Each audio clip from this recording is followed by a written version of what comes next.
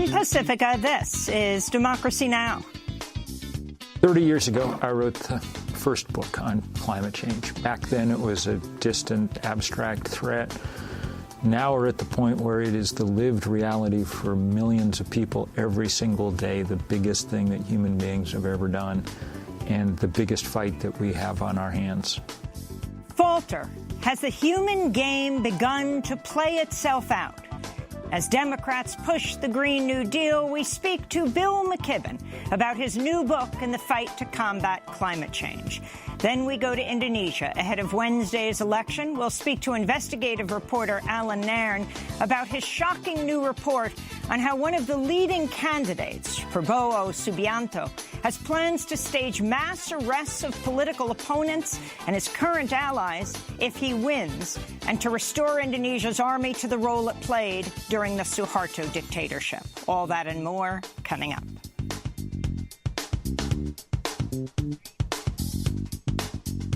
Welcome to Democracy Now!, democracynow.org, The War and Peace Report. I'm Amy Goodman. One day after reports emerged that White House officials had pressured immigration authorities to release immigrant detainees into sanctuary cities, President Trump confirmed the shocking proposal, first via tweet. Later, he spoke to reporters. We'll bring the illegal, really you call them the illegals. I call them the illegals. They came across the border illegally. We'll bring them to sanctuary city areas and let that particular area take care of it, whether it's a state or whatever it might be. Trump made the remarks at a White House event Friday, saying he could enact the plan if Democrats don't accept his immigration proposals. Trump has long railed against sanctuary cities, which have barred local police from cooperating with federal immigration agencies like ICE. Democratic Seattle Mayor Jenny Durkan responded to Trump in an op-ed saying, "Seattle is not afraid of immigrants and refugees. What does it scare us? A president and federal government that would seek to weaponize a law enforcement agency to punish perceived political enemies. This president believes that immigrants and refugees burden our country and burden cities like ours, but he could not be more wrong," she said. The New York Daily News published a defiant front-page cover with the headline, "We'll Take Them," on Saturday, featuring a photo of the Statue of Liberty with the words, "Give us your tired, your poor, your huddled masses yearning to breathe free." Minnesota freshman Congress member Ilhan Omar says she's received a spike in death threats since President Trump tweeted a video juxtaposing her image with footage of the 9/11 attacks. Trump posted the 43-second video Friday with the caption, "We will never forget." Trump's tweet intercut video of the World Trade Center towers burning with video of Omar speaking about the increasing attacks on the Muslim American community after 9/11. Omar was speaking at a Council on American-Islamic Relations event last month. Far too long, we have lived with the discomfort of being a second-class citizen. And frankly, I'm tired of it, and every single Muslim in this country should be tired of it.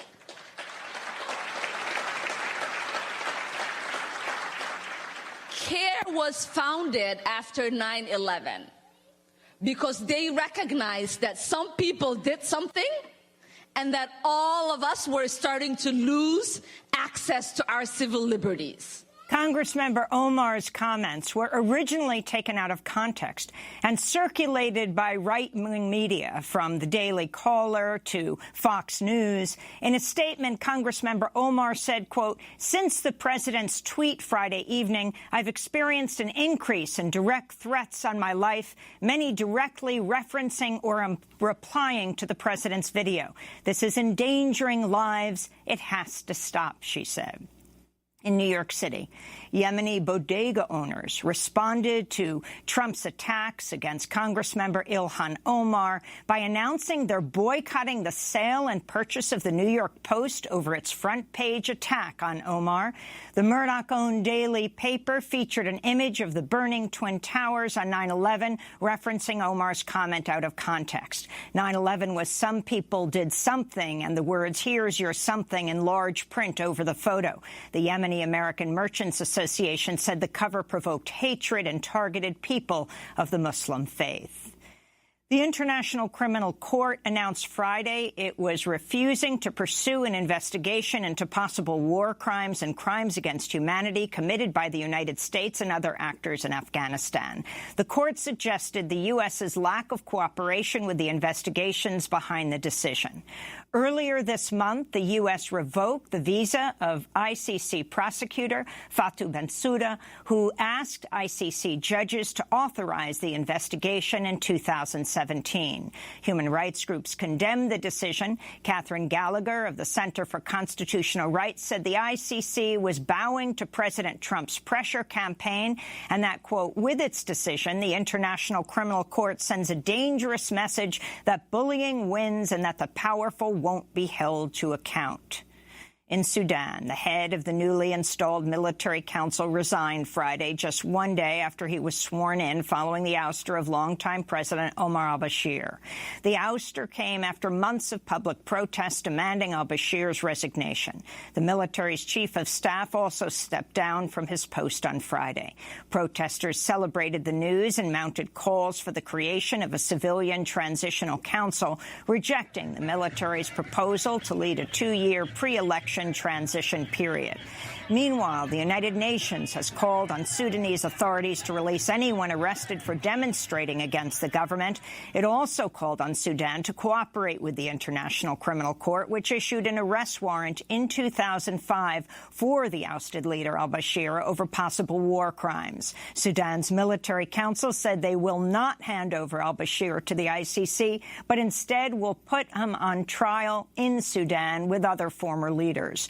Local reports emerged Monday that other top officials from al-Bashir's government were arrested by the military council and could also face prosecution. In Algeria, police arrested over 100 protesters as thousands continued to take to the streets Friday, less than 2 weeks after the resignation of four-term President Abdelaziz Bouteflika. Demonstrators are calling for the removal of interim President Abdelkader Ben Salah and the entire ruling elite that's been in power in Algeria since the country gained independence in 1962. This is a protester speaking from the capital, Algiers. In Algeria, we are seeing a soft military coup. In Sudan, there was a direct military coup. There is no difference between us and Sudan. We are witnessing a process of manipulation.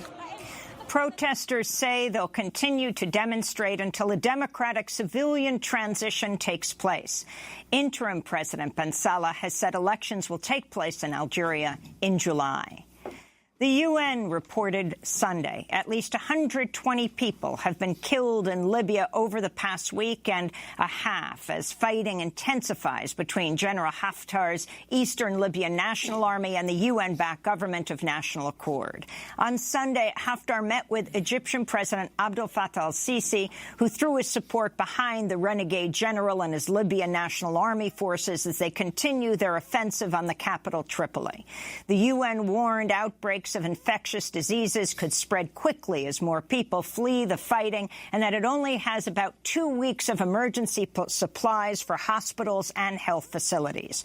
Human rights groups are also sounding the alarm over the safety of the many migrants and refugees who pass through Libya, thousands of whom are currently in migrant prisons. Libyans have taken to the streets to protest the escalating violence. We're here today in a protest against military rule, against the war criminal Khalifa Haftar, the retired Syrian Chud. No to military rule, yes to democracy, yes to elections, yes to peaceful resolution, and praise be to Allah.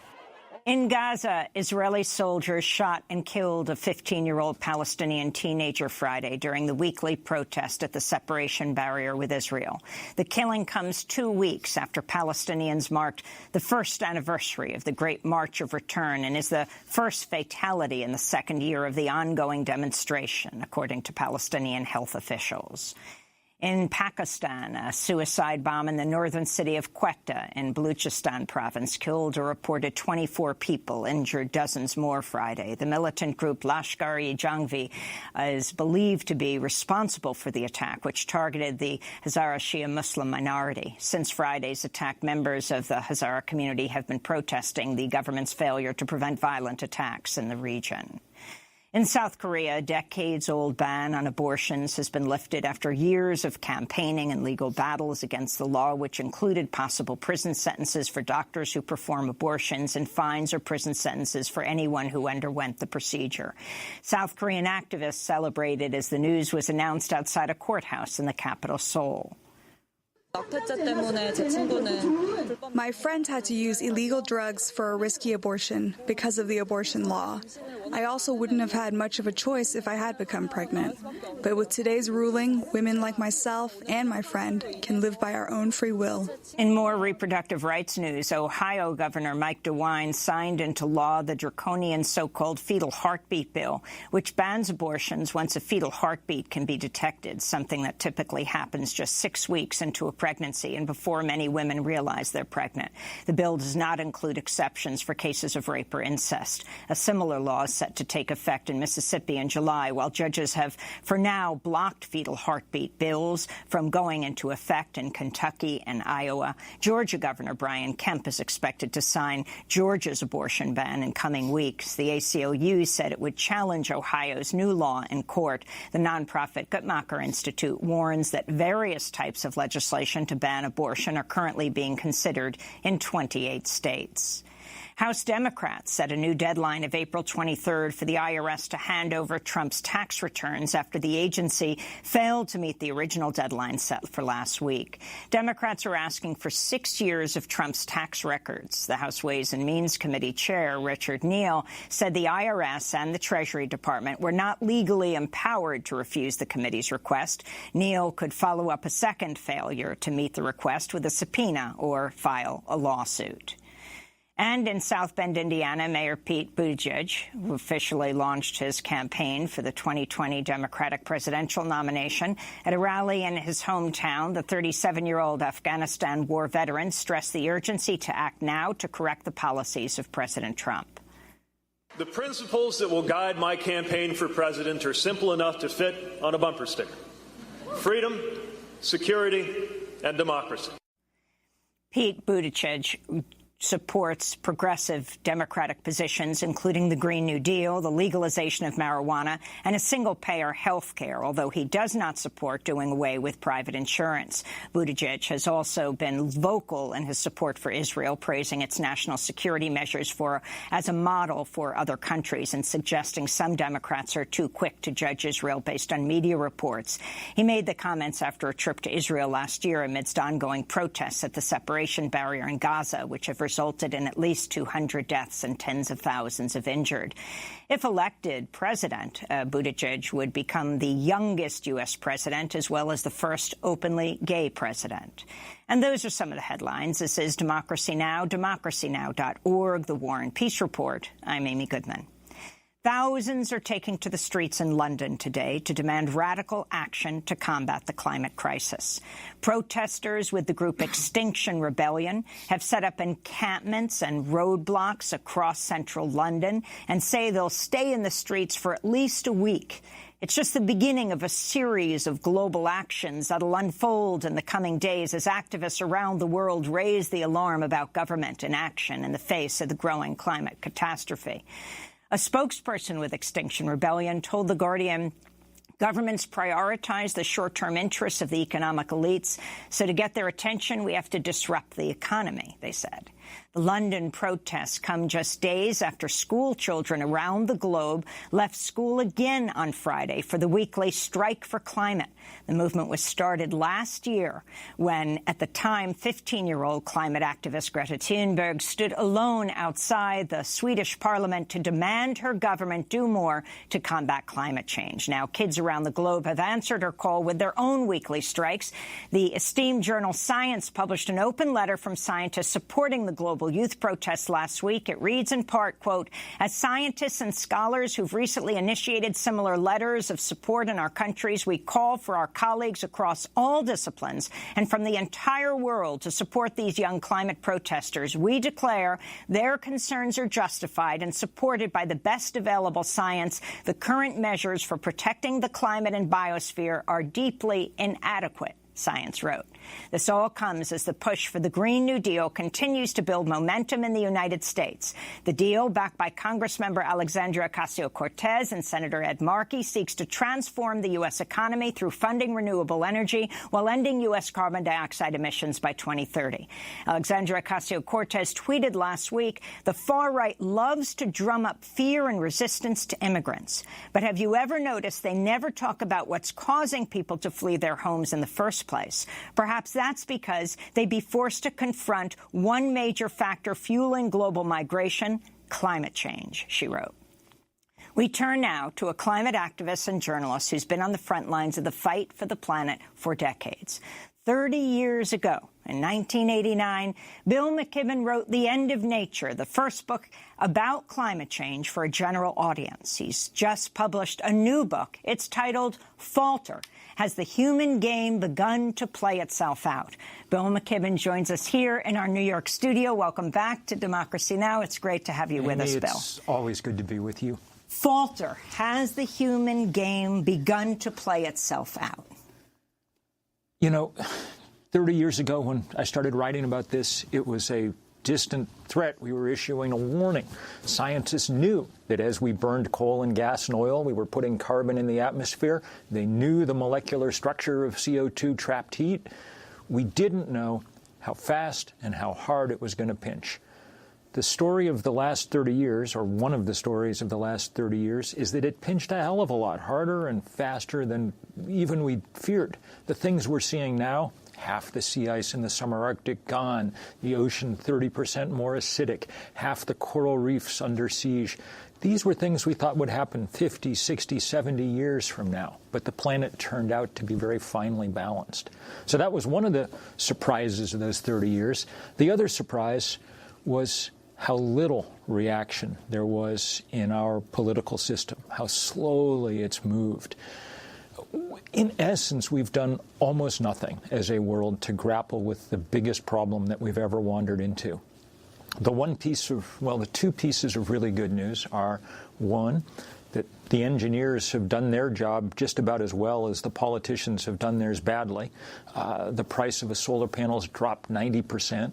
We have the technology in a way that we didn't even a decade ago to know where we could turn if we wanted to. And we've seen this rise of remarkable movements over the last decade. There were periods of time when I felt like, have you ever had one of those nightmares where you're trying to communicate to everybody that something bad is going on, but words won't come out of your mouth or they can't hear you or something?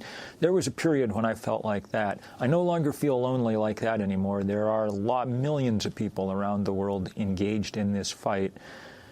We'll see if that's enough power to overcome the wealth and influence of the fossil fuel industry in time or not.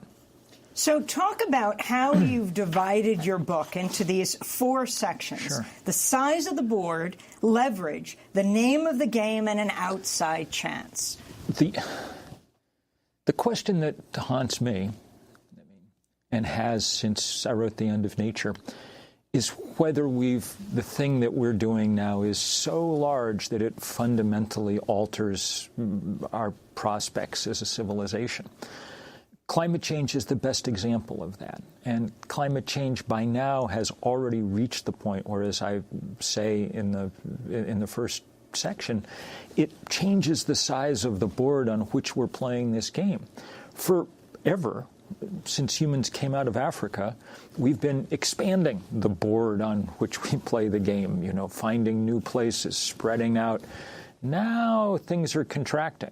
Now people are beginning to worry very much about the cities that they live that are near the coasts.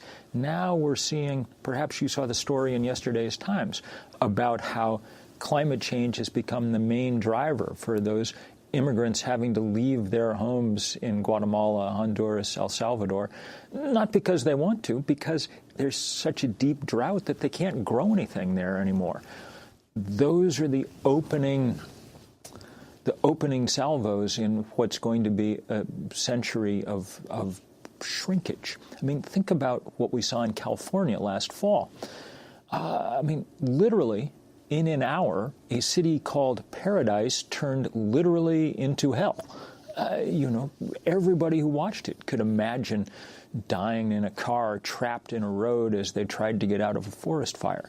If California, the place we've always identified with a kind of golden ease, is now in a paranoid sense of fear for much of the year as they look over their shoulder for the next fire, well, that's another sense in which this board has begun to shrink. The second part of the book is more political. I tried to answer for my own purposes the question of why we did so little for so long. And I think it has everything to do with the ascendant political ideology of this period, this sense that laissez-faire capitalism, that markets alone would solve problems. That happened to be the dominant political philosophy in the most important country in the world at precisely the most important moment. It's no accident that people like the Koch brothers, our biggest political players, are also oil and gas barons. I mean, they understood climate change as a threat both to their business and to their ideological worldview. Because, of course, if we're going to solve it, we're going to have to take joint action as societies to do so. The third part of the book is takes a turn into Silicon Valley and asks the question if, having ended nature, we're also on the verge of ending human nature. The same libertarian ideology, the same Ayn Rand fan club that exists in places like the Koch brothers network, exists too at the top of the heap in Silicon Valley, where everybody pays homage to the idea that they should be left alone by the government. Left alone in this case to do things like genetically engineer children, so that we had in October the first 2 designer babies born on this planet in China, but as we learned in yesterday's newspaper, with help from professors at places like Stanford. That future should frighten us in all kinds of ways, that future of ever larger AI, of ever more artificial intelligence. Perhaps you saw the story in today's papers about how the Chinese have weaponized AI. They can now identify in any crowd, any place in China, anyone who has the facial features of a Uyghur Muslim and be able to track them by camera automatically. I mean, we're talking about tens of millions of people in a country of billions of people. It's something out of a science fiction story, except it isn't. The science fiction stories are coming true. The minority Uyghur Muslim population of China. So the fourth part of the book asks, is it too late to do anything about this? If we wanted to, what could we do? And here I allow myself a little more hope. I've had the privilege over the last decade, since we started 350.org, of watching this climate movement arise.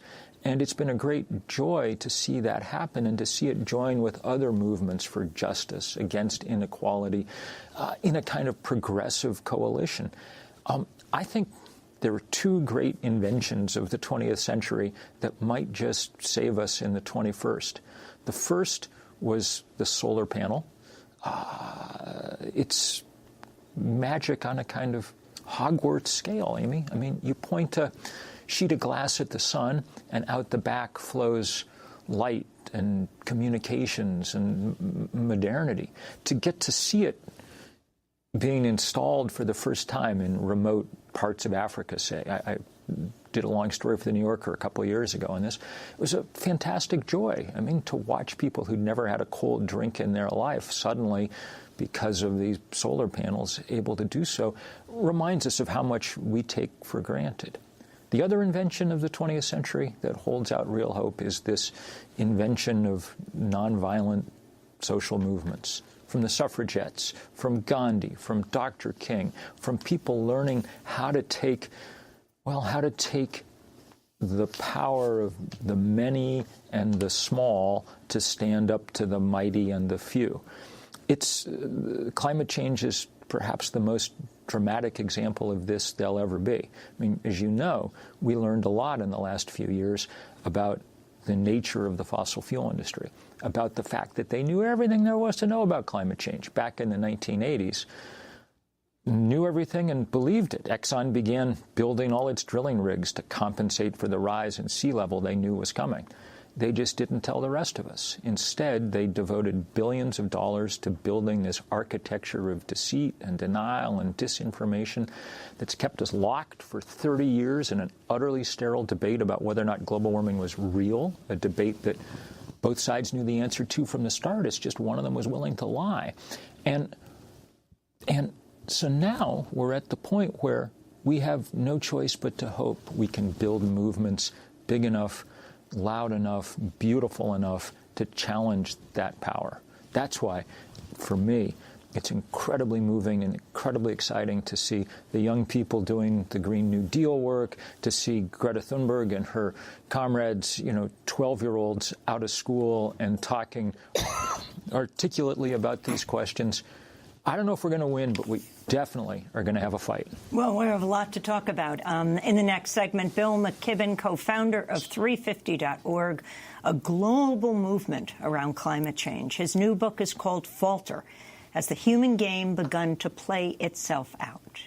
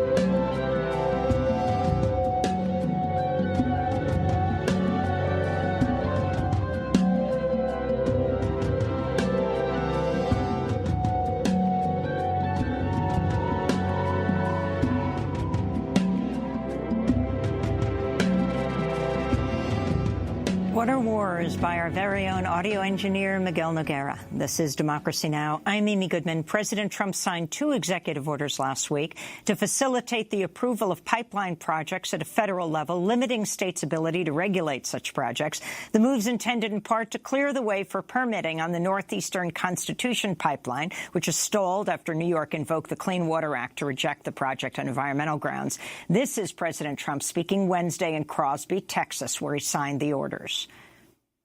This order will speed up the process for approving vital infrastructure on our nation's borders, such as oil pipelines, roads, and railways. It will now take no more than 60 days. That's a vast improvement. And the president, not the bureaucracy, will have sole authority to make the final decision when we get caught up in problems. In response, last week, we spoke to Dallas Goldtooth, organizer with the Indigenous Environmental Network. I asked him to explain the pipeline executive orders signed by President Trump. What we're seeing right now with these executive orders is nothing but an act of aggression against the authority for states to protect their homelands or protect the residents of their state and the lands within the borders of those states, mainly targeting the Clean Water Act.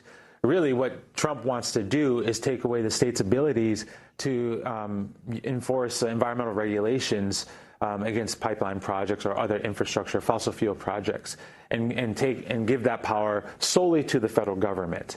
This is kind of absurd that Trump, being a representative of the figurehead of the Republican Party, is wholeheartedly endorsing an ideology that the federal government has a final say over what happens within the borders of a state, and that the state has very little recourse and to address these issues. There's 2 executive orders, so that was the first one. The second one really specifically focuses on the cross-border, the border crossing of pipelines.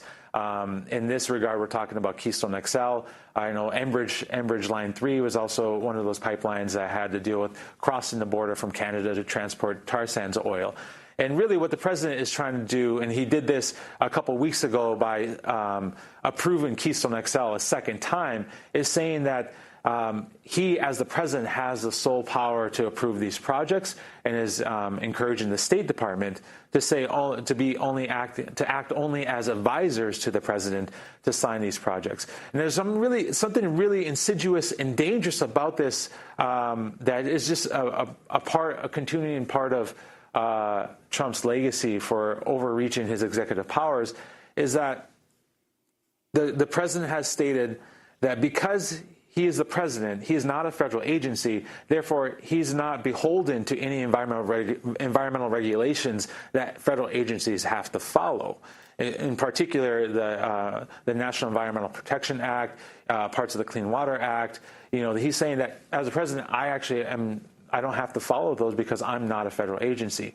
And that's very, very dangerous precedent to start here, especially as we look towards a rapid expansion of fossil fuel development in this country at this current moment, and what we're trying to fight against in the protection of Mother Earth and the sacredness of the land itself.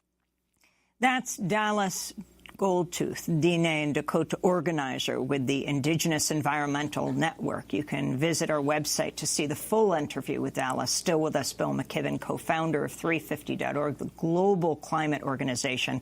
His new book, Falter, has the human game begun to play itself out. So there you have Trump in Crosby, Texas, and you're one of the leading indigenous activists responding. But talk about your response last week, Wednesday. Well, first of all, it was great to see Dallas, who's one of the savviest organizers in the whole world and has done an immense amount. And I feel much the same. I mean, what Trump's trying to do is short-circuit this really effective protest movement that's been built up around pipelines. In fact, Trump had another, I got to say, I took it almost a little personally, these executive orders, because part of one of them also took aim at the divestment campaign, the fossil fuel divestment campaign. And explain where that is now. We started the year after some of us started this Keystone resistance, and which turned into a big resistance against pipelines and other fossil fuel infrastructure in general, following the lead of indigenous people up in Alberta. The next year, a bunch of us, Naomi Klein and I and others, started this fossil fuel divestment campaign to get institutions to sell their stock. Well, it worked better than we thought it would. It's become, by some measures, the largest anti-corporate campaign of its kind ever. I think we're now at $8 trillion worth of endowments and portfolios that have divested in part or in whole. And it's really beginning to take a toll on the industry. Earlier this year, Shell said in its annual report that divestment had become a material risk to its business. A couple of weeks ago, the heads of many of the biggest coal firms in the world were at a Houston Energy Conference, and they were quoted by Politico as explaining that they just could not find capital anymore for new coal projects. Too many funds had divested. People had been scared off. That's why Trump's trying to push back on that and on pipelines. I think in so doing, he's done us, in a sense, a favor. I mean, it's pretty much like he's providing the blueprints to the climate Death Star, and saying, here are the couple of places you might want to push really hard because it clearly hurts. Well, tell me if you think this will add to that movement. President Trump coming under fire earlier this month for falsely claiming windmills cause cancer. He made the remarks in a speech to the National Republican Congressional Committee where he touted U.S. oil and gas drilling while mocking renewable energy. If you have a windmill anywhere near your house, congratulations. Your house just went down 75% in value. And they say the noise causes cancer. You told me that one, okay? Whew. Iowa Republican Senator Chuck Grassley called Trump's remark idiotic, saying, quote, I wish his staff would tell him I'm the father and now the grandfather of wind energy tax credits. Look, Trump is obviously a ludicrous buffoon in almost every situation, but never more so than here. His dislike of windmills dates to his desire for a Scottish golf course where no golfer would have to see one in the distance. But the reason that Grassley is standing up for this is because places like Iowa now make a ton of money off the wind. It's not like anyone's going to defeat these technologies. Wind and sun are free. That's why they're coming so fast. What the fossil fuel industry, with Trump as one of its Helpers wants to do is slow that transition down, stretch it out so that their current business model can last a couple more decades. The problem with that is that if we don't get action really soon, if we let it stretch out, those are the decades that will finish the work of breaking the planet. It's why the urgency of something like the Green New Deal is so crucial. On Sunday, the Seychelles President Danny Faure visited a British-led science expedition exploring the depths of the Indian Ocean. From there, he gave an impassioned speech on climate change inside a manned underwater submersible 400 feet below the ocean's surface. The ocean is huge, covering almost 70% of our planet. But we have managed to seriously impact this vast environment through climate change, ocean acidification, overfishing, plastic, and other pollution and other threats. From this depth, I can see the incredible wildlife that needs our protection and the consequences of damaging this huge ecosystem that has existed for millennia. We must act accordingly. This issue is bigger than all of us, and we cannot wait for the next generation to solve it. We are running out of excuses to not take action and running out of time. That's Seychelles President Danny Faure again, speaking 400 feet below the Indian Ocean surface. Bill. It reminds me so much of watching Mohammed Nasheed from the Maldives take his whole cabinet down in scuba gear for a cabinet meeting to send the UN a decade ago a message that we had to get back to 350 parts per million. It is now, at this point, the leadership of those most vulnerable states, the low-lying island states, places like Bangladesh, they are, the hair on fire is much too subtle an understatement. They understand that the absolute survival of the places where they live and the oceans around them is now at stake. You'd say they were the canaries in the coal mine if it wasn't such a horrible metaphor at this point. They're on the cutting edge, and remember that it's their citizens who are really on the forefront of this movement everywhere. I dedicate this new book to our colleague Kareti Tiamalu in Fiji, who was one of the greatest activists we ever met, the Pacific Climate Warriors. Going from them and from the Seychelles president to 16-year-old Greta Thunberg, the Swedish climate activist who's inspired this global student strike. She was speaking just a few weeks ago for a call for more action on climate. This is Greta recently addressing a rally in Berlin. The older generations have failed tackling the biggest crisis humanity has ever faced. When we say to them that we are worried about the future of our civilization, they just pat on our heads saying everything will be fine, don't worry.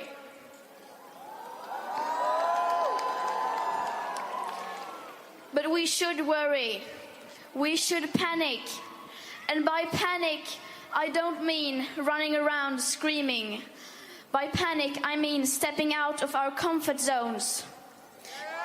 So that's Greta Thunberg. She was speaking in Berlin when she first did her vigil alone for 3 weeks in front of the Swedish parliament. And MPs were saying to her, go to school. She said, we have done our homework, and that's why I'm here.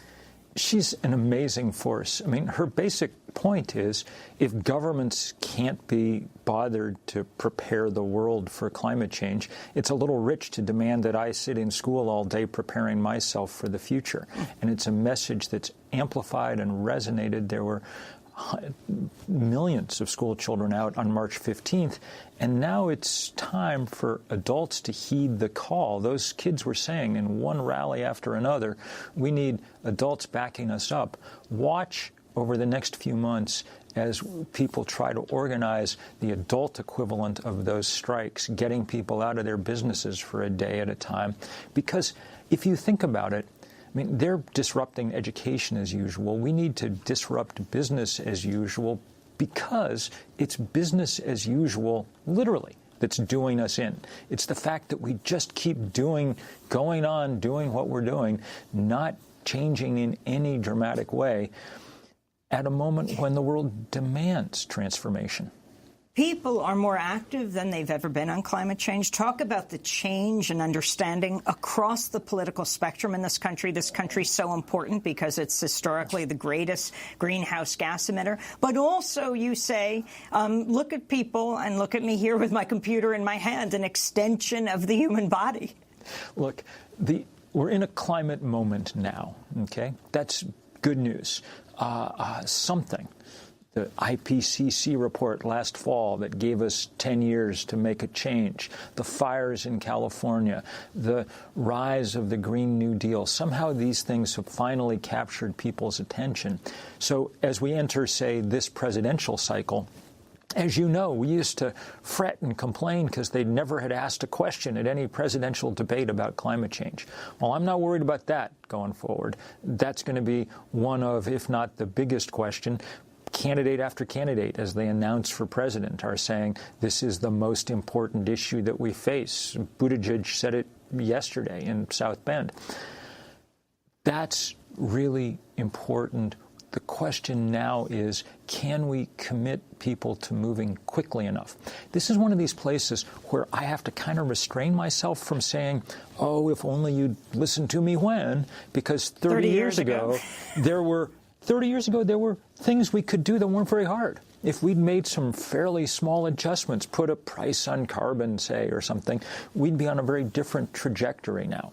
Having let the fossil fuel industry delay action for 3 decades, we're now at the point where everything's hard, and it's going to be, for even the bravest politicians, a real stretch. And you talk about this being a climate moment. It's an everything moment for 2020.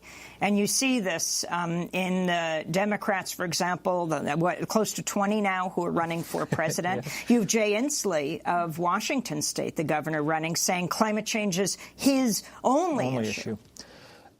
What's interesting this time is the way that we're thinking about it at 350 Action, and I think a lot of environmentalists are thinking about it, is we actually need all 20 of them to be climate candidates. What we're playing for now is less a set of policies, though the Green New Deal is the set of policies that we're going to need, but what we're playing for most of all is a change in the zeitgeist, a sense of what's natural and obvious and normal going forward. And if we can get that change, then the legislation will follow rather easily. The point is getting that across, taking us from the place where we weren't paying attention to climate to the place where we're understanding that it is the issue of our time. When we talk about it as the issue, it's part and parcel with the inequality in this country, the power of these economic giants. You have, for example, Chase, Seattle activists recently rallying against Chase Bank's alleged of their investments in fossil fuels. They shut down 44 branches last week. And then talk about J.P. Morgan, Wells Fargo, their response to all of this. So the financial community, we really need them to step up. Most of them have issued reports announcing that they care about climate change, but they keep the money spigot open for the fossil fuel industry. That's why people are able to build pipelines, because people keep lending them money. And so increasingly there's pressure on the banking sector, and the other place where you're going to see more and more of it is pressure on the insurance sector. They have more money than anybody, and they should know better. They're the ones with the actuarial tables demonstrating just what hot water we're in, and yet they continue to lend money to the fossil fuel industry too. The pressure on these guys to stop and change their ways is only going to grow more intense. Look, this whole complex of the fossil fuel industry and the financiers who back them, they're the Philip Morris of today. The only difference is, where Philip Morris took us out one smoker at a time, Exxon's figuring out how to take us out one planet at a time. And that's why the resistance is growing more vocal. angrier. And finally, the Green New Deal, this paradigm-shattering approach that McConnell tried to humiliate the whole idea of by taking a vote at this moment, when even those who supported it didn't want this to happen. The power of this new Congress, people like Alexandria Ocasio-Cortez, and what the Green New Deal means to you. Well, partly it's great personal appreciation because the kids who are doing it, this Sunrise Movement, which is a wonderful outfit, an awful lot of them, maybe most of them, cut their teeth on college campuses as part of this divestment movement. And it's a reminder of how movements grow. But now they've introduced this legislation that is the first time we've had an answer to climate change that's on the same scale as the problem itself. That's why it's important. It gets the scale right, and it understands that at this point we have to address it alongside inequality, alongside the economic insecurity that people suffer from. That this is an enormous crisis, but also an opportunity to remake not just a broken planet, but a broken society. Bill McKibben, co-founder of 350.org, his new book, Falter, Has the Human Game Begun to Play Itself Out? We'll do part 2 of this discussion and really look at artificial intelligence and why that is so significant to him, the threat he is talking about. And we're going to post online at democracynow.org. When we come back, we'll speak with investigative reporter Alan Nairn in Indonesia on the elections that are taking place there and what he has discovered about one of the leading presidential candidates, Prabowo, his plans to make mass arrests of political opponents. Stay with us.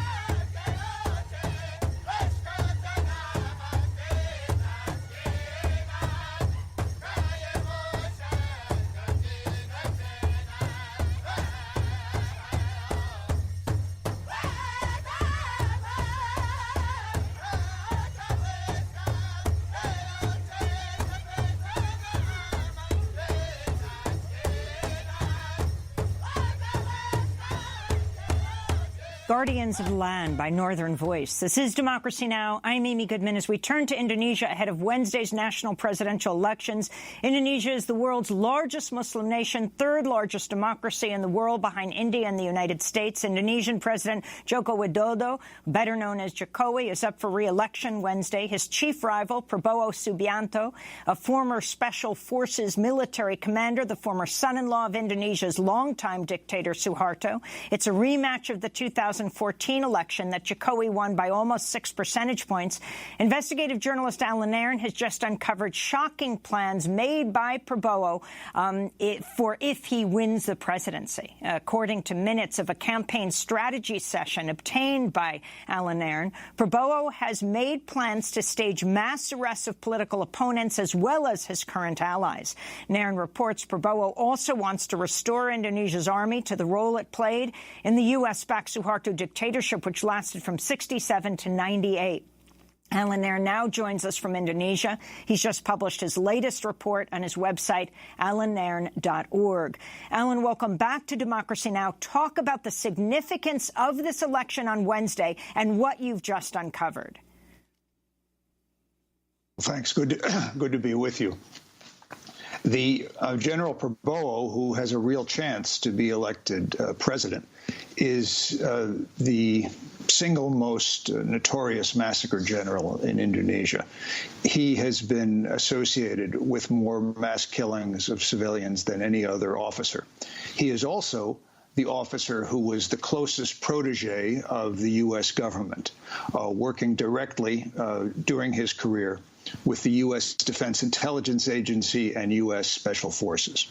He told me this in 2001 when we had two long discussions between adversaries.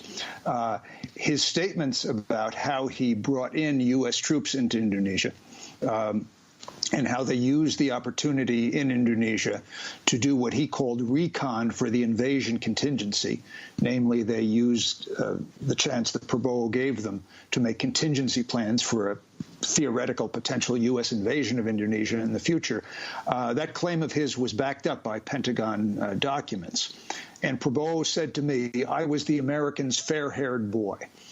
He was Washington's man in Jakarta for decades. But after General Suharto, who had consolidated his power by massacring anywhere from 400,000 to 1 million civilians with direct U.S. support, after Suharto was finally ousted in a democratic uprising in '98, General Prabowo was no longer useful to Washington, and they just dumped him overnight after he lost an internal power struggle with another general. Now, Prabowo, who has been associated with at least 2 coup attempts, and who told me when I spoke to him years ago that Indonesia was not ready for democracy, and that he dreamed about seizing power and being called a fascist dictator. He now has a real chance to win the presidency. And in the report I put out today, I referred to the minutes of a meeting which took place at one of Prabowo's homes in Jakarta on December 21st of last year. This was a meeting with Prabowo, 6 other generals, several admirals, and 3 of his civilian operatives, at least those that were named in the minutes, which leaked out through the aparat, the military, police, and intelligence system of Indonesia. According to that, they made specific plans for what they would do if Prabowo assumed power. One of them was to stage mass arrests of political opponents, and they specified the political parties that were anti-Prabowo that would be targeted. A second, though, was more novel, that they would also do mass arrests of allies of Prabowo. There seemed to be 2 motivations. One, to consolidate power in Prabowo's own hands, to eliminate rivals, to eliminate other leaders, both in the opposition and in the camp that now supports him.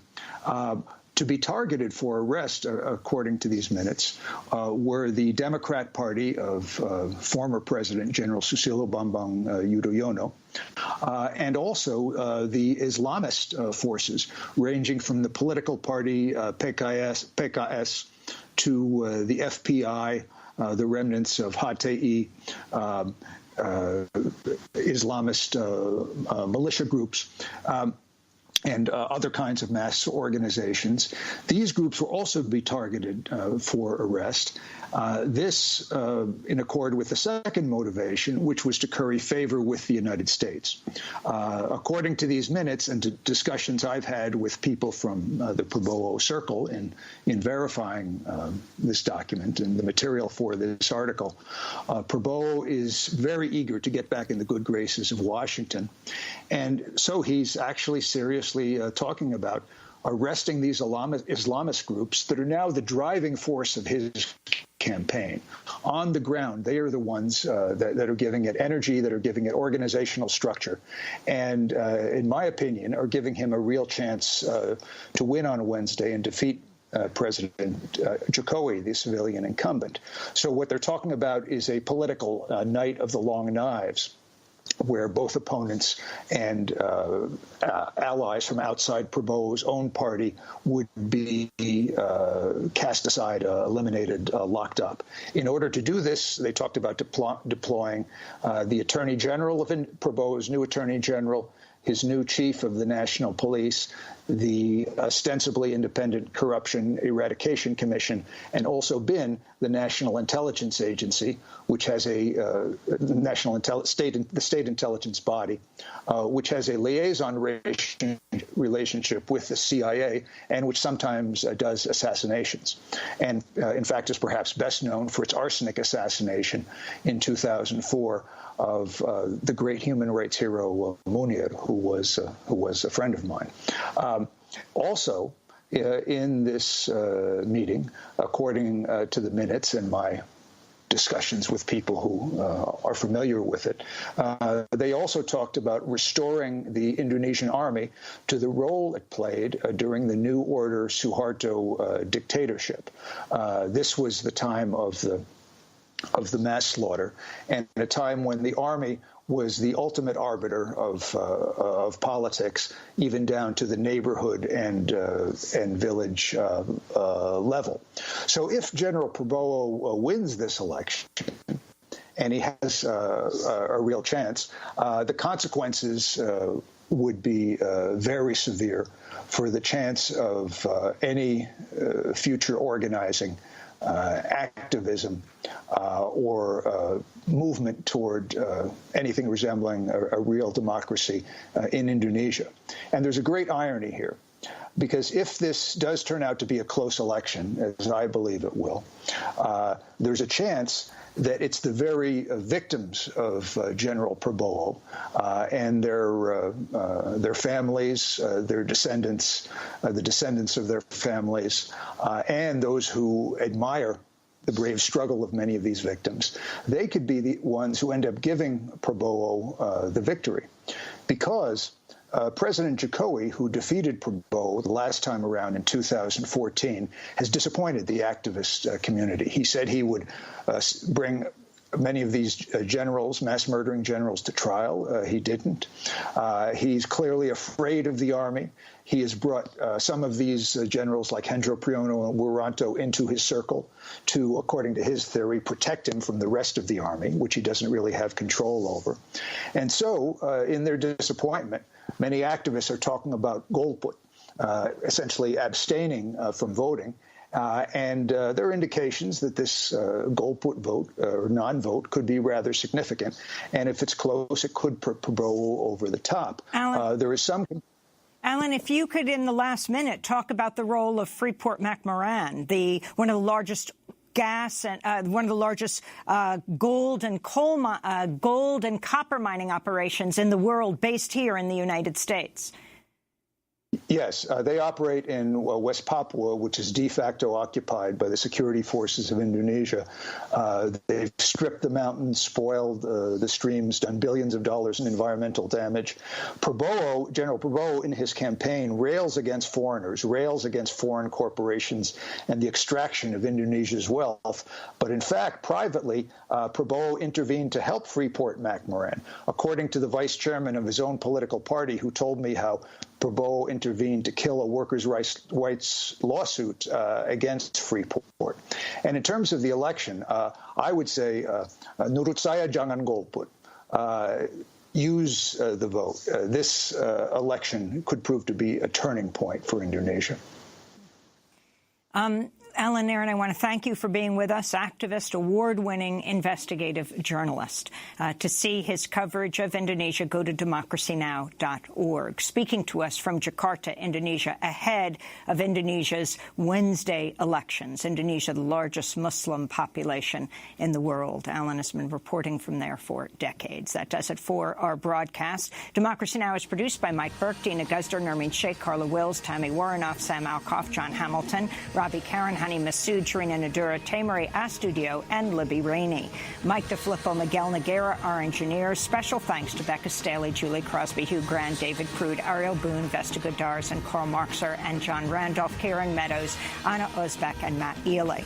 If you'd like to see part 2 of our discussion with Bill McKibben, author of Falter, go to democracynow.org. You can also sign up for our newsletter by sending the word Democracy Now! To 66866.